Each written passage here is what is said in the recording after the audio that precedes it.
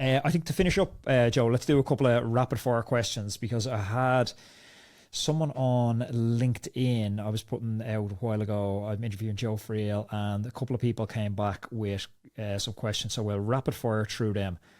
What was your FTP at age 60, 70, and 80? Well, at 60, we didn't have FTP. So I wasn't able to measure it. That was a fairly new concept. When I was 60, it was the early 2000s. And at that time, the term FTP had not been invented yet. But at 70, mine was 269, I recall, because I was just talking to my son about this the other day. I was telling him what to expect as he gets older. We're talking about his FTP, which is pretty good right now. But it doesn't stay that way as you get older. It becomes embarrassing, in fact, as you get older. And what was the drop off from 70 to 80?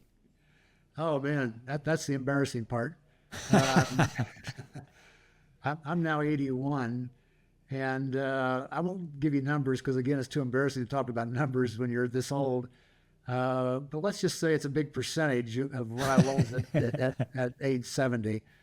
The numbers have gone down considerably, and that stands out because I have a hard time staying with group rides anymore, so it's a real challenge.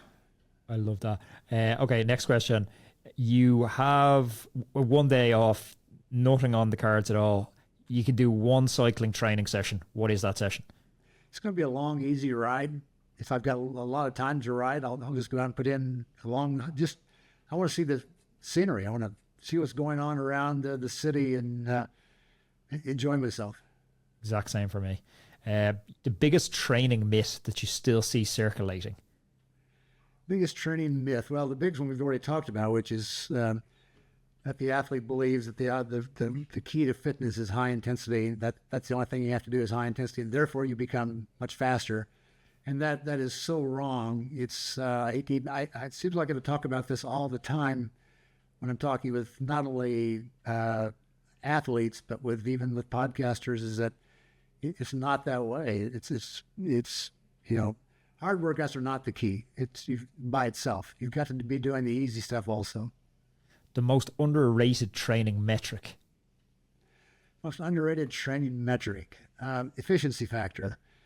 This is something I came up with many years ago, and it's a good indicator of how the athlete's aerobic fitness is coming along. Basically, it's normalized power divided by heart rate. So it's how many watts you can create per beat is what you come up with. And we want to see that number rise. If you're doing a lot, if your aerobic fitness is improving, this number will rise. So what I tell athletes to do is do a long, easy ride today, like a zone 2 or whatever you're doing for a long, easy ride. Look and see what your EF was, efficiency factor, normalized power divided by heart rate. That is shown on Training Peaks just as a normal analysis data point. Take that and then count back 8 weeks in your training, find a very similar workout and see what the EF was on that day. What we should see is your EF is increasing as your training goes on. If it's not increasing, there's something wrong someplace, or you're at the end of the season and we've kind of like plateaued, which is not unusual. But that's a really good marker of how your aerobic fitness is coming along. Yeah, I love that. It's one metric that really helps you tap into that kind of aerobic decoupling as well. Yeah, and decoupling tells you what's going on as far as it's normalized power divided by average power. And the more spiked your training is, the higher this number is going to become. So if you're training for something like a time trial, for example, you don't want to be spiking on that. You want to be very steady on that. So we'd like to find the decoupling is very, very low number, less than 10%. That's what we're aiming for in that case. Triathletes the same way. Road cyclists ride with a fairly high decoupling. 1.25, 1.3 is not unusual at all. The best cycling performance tip you could give to a racer in a single sentence? Pay attention to what's going on around you. I love that one. Joe, thank you very much for your time. What's the best way for me and everyone else to get a copy of your new book? Because I promise I'm not going to photocopy it this time. I will actually be buying it. Well, thank you. I appreciate that. Best way is probably just to go to any place where you buy books. You can find it. It's called the Joe Friel High Performance Cyclist, and you can find it. If you go to Amazon or any place else, you'll be able to find the book. So it's quite easily found. It'll be on my website. Should be on there today, joefrieltraining.com. But should be able to find it fairly easily. How many books have you authored now? I just finished number 19. That's unbelievable, Joe.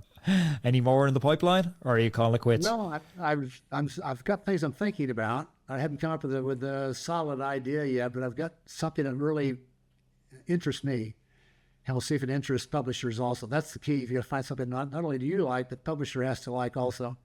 Yeah, I love it. Joe, thank you so much for your time. Absolute legend and a pure privilege to chat with you again. Thank you, Anthony. Enjoyed it.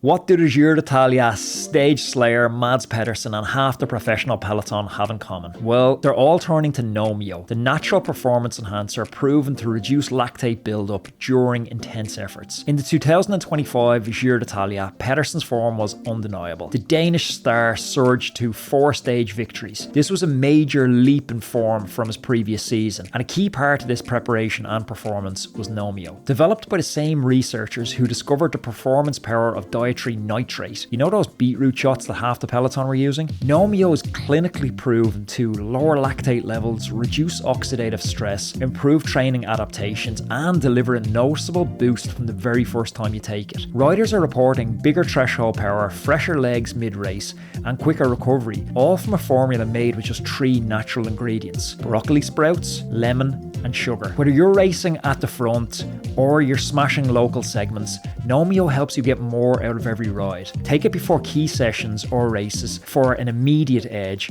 or take your training to the next level and get more out of your hard work. Go to drinknomio.com, that's NOMIO, and check out this game-changing supplement. Details are in the episode show notes or description down below.